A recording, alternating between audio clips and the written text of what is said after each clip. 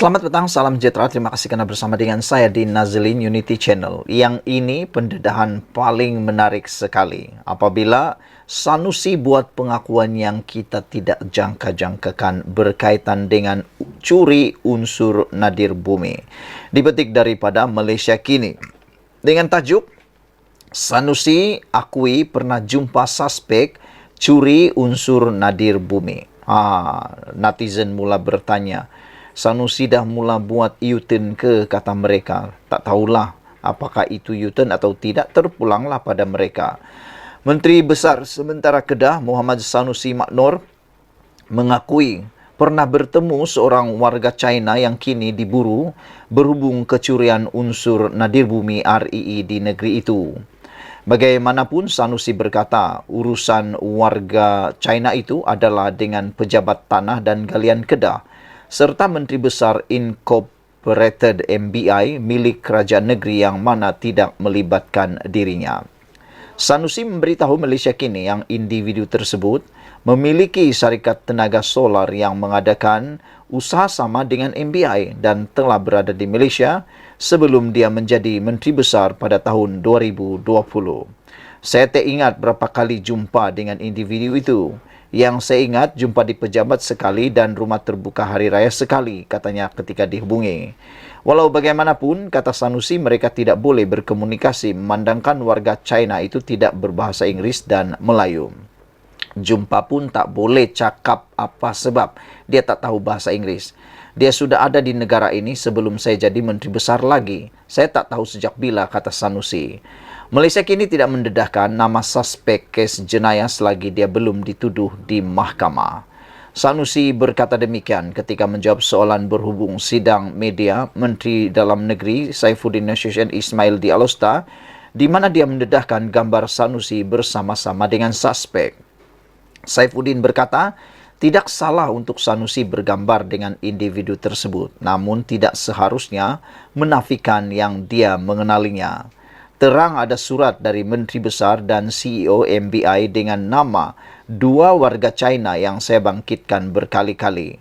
Menteri Besar harus bertanggungjawab menjawab soalan yang dibangkitkan, kata beliau. Sanusi kata suspek bawa penterjemah. Bagaimanapun, dalam ucapan di Kuala Kedah hari ini, Sanusi berkata, dalam pertemuan dengan suspek, individu itu ada membawa penterjemah bersama-samanya. Dialah cerita kad saya pasal dah bagi kad MBI RM 5 juta sebelum ini, dia dah habis RM 30 juta. Dia dah buat macam-macam persiapan dan dah ada perjanjian dengan MBI sebelum saya masuk ofis, kata beliau. Bila saya jadi Menteri Besar, jadi saya kata teruskan saja. Buatlah apa yang nak buat, tapi make sure pastikan ikut undang-undang, kata beliau dipetik Berita Harian. Pemimpin PAS itu turut mendakwa dia hanya sedar Saifuddin merujuk individu tersebut selepas melihat gambar yang didedahkannya. Sementara itu, Sanusi turut mempersoalkan tindakan Saifuddin yang memberi tumpuan terhadap kes di Kedah di saat adanya ada hanya perlumbungan haram REE di seluruh negara. Katanya, ia berdasarkan kenyataan Kementerian Sumber Asli, Alam Sekitar dan Perubahan Iklim dalam mesyuarat Majlis Mineral Negara bahawa ada 60 lombong haram REE. Pasal apa Pudin etek serang Kedah, kata beliau.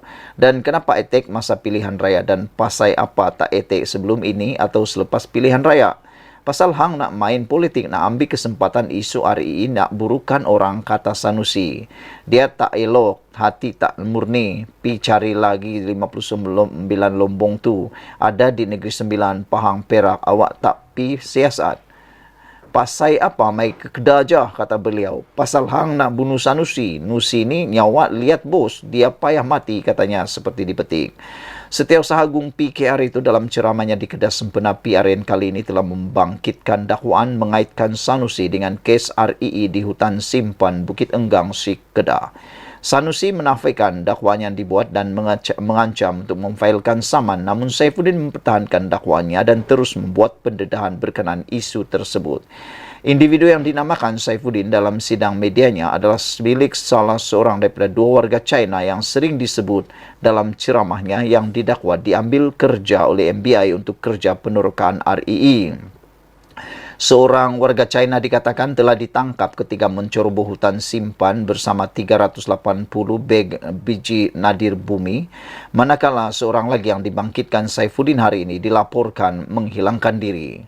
Sementara itu, Saifuddin berkata, selaku ahli lembaga penasihat MBI, Sanusi tidak sepatutnya mencuci tangan daripada hal ehwal syarikat itu dan menyabitkan kelemahan syarikat itu kepada CEO Muhammad Sobri Osman. Dia juga menyangkal dakwaan Sobri bahawa dua individu tersebut bukan bekerja di bawah MBI.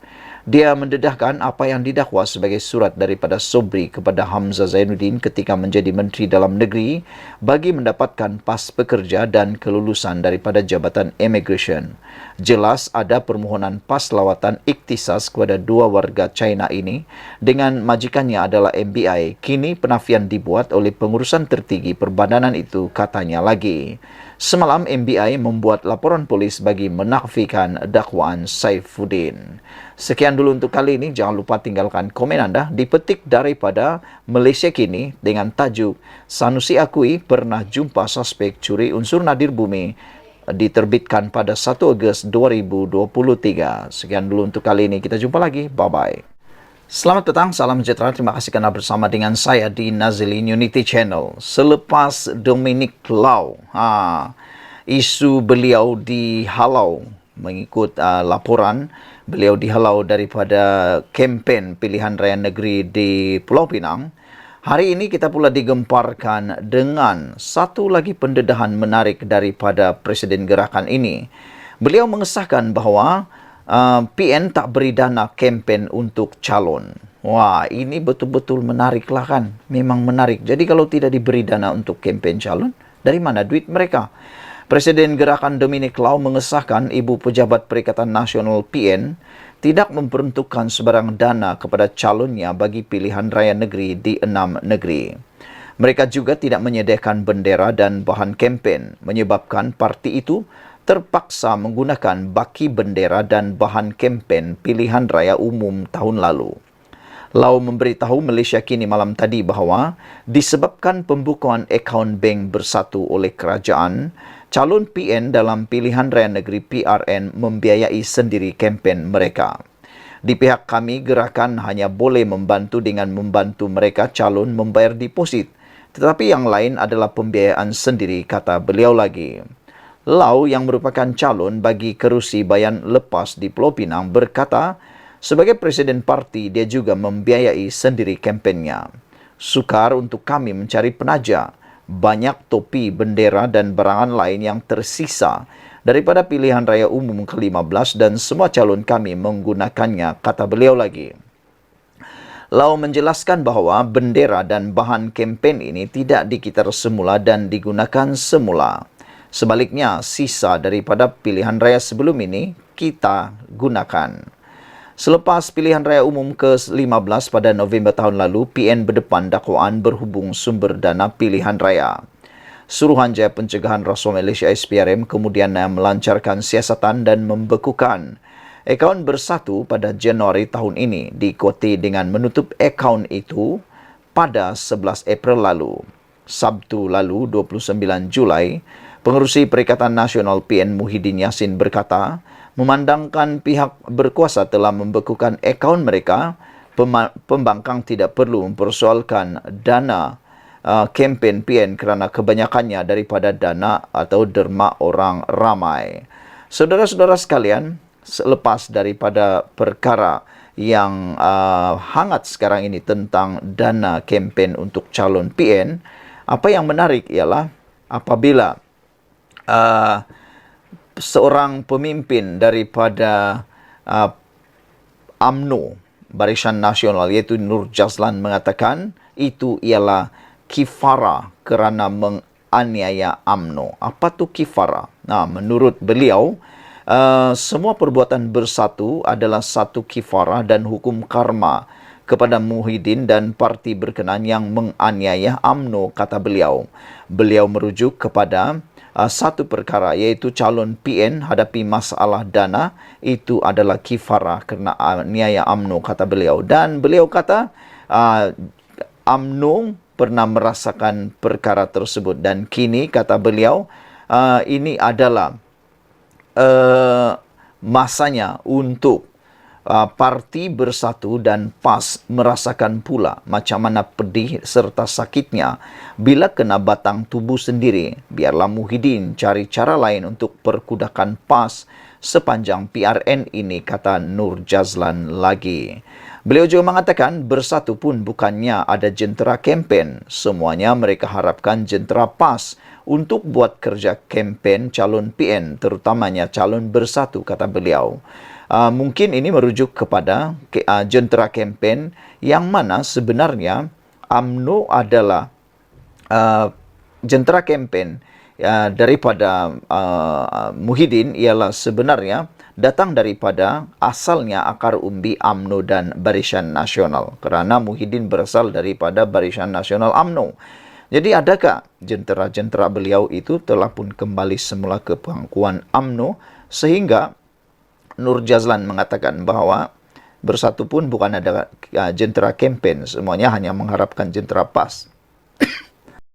Selamat petang, salam sejahtera. Terima kasih kerana bersama dengan saya di Nazilin Unity Channel. Akhirnya netizen menulis bertubi-tubi. Mereka kata bagaimanapun dianiaya, kalau orang itu benar, beliau tetap akan berada di pihak yang benar.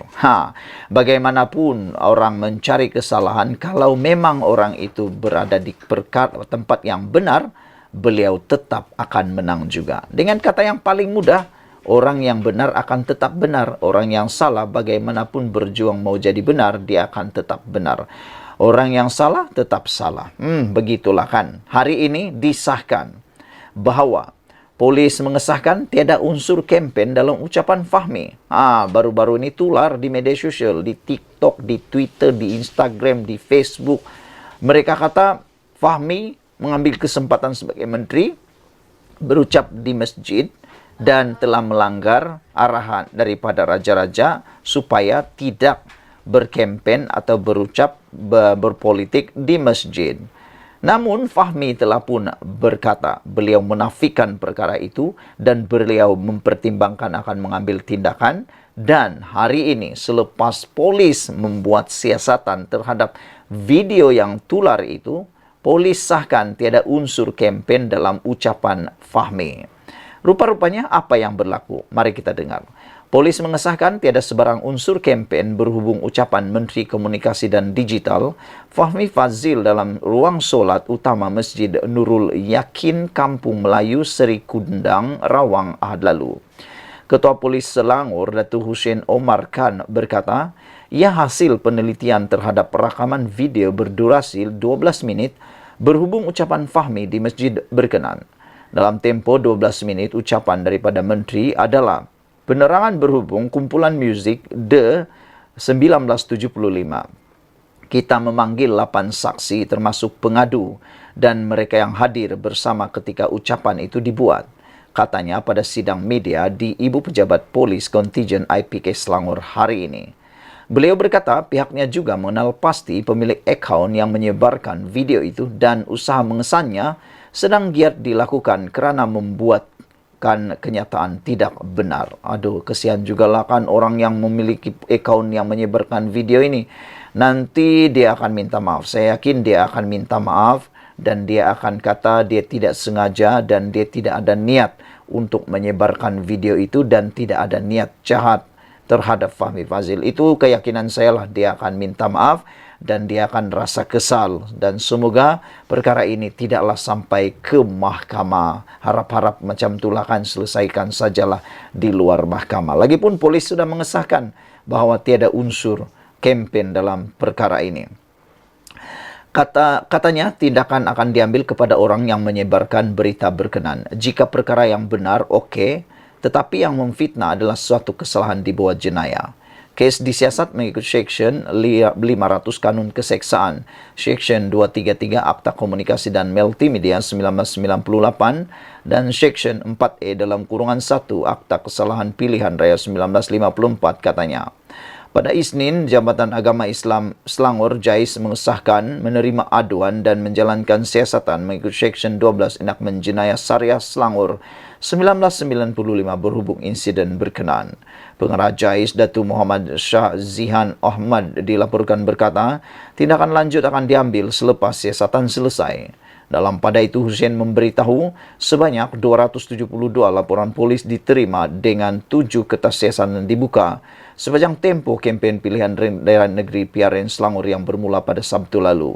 Ini termasuk satu kejadian mencuri bendera kempen yang berlaku di Tanjung Sepat. Kebanyakan kes disiasat mengikut Seksyen 427 dan Seksyen 379 Kanun Keseksaan. Seksyen 233 Akta Komunikasi dan Multimedia 1998 dan Kesalahan Pilihan Raya 1954 katanya lagi. Jadi akhirnya hari ini disahkan orang yang benar tetap benar, orang yang salah akan dicari. Disangkakan kes ucapan daripada Fahmi Fazil di sebuah masjid itu akan menyebabkan beliau akan kalah atau membawa masalah besar. Rupa-rupanya lain pula yang jadi. Apa yang terjadi? Polis sahkan tiada unsur kempen dan kali ini polis pula memburu. Polis berkata sedang pihaknya juga mengenal pasti pemilik akaun yang menyebarkan video itu dan untuk usaha mengesannya sedang giat dilakukan untuk kerana membuat kenyataan tidak benar. Kesian juga lahan orang yang macam ni. Apa boleh buatlah. Sekian dulu untuk kali ini. Jangan lupa tinggalkan komen Anda, tekan butang subscribe. Kita jumpa lagi. Bye-bye.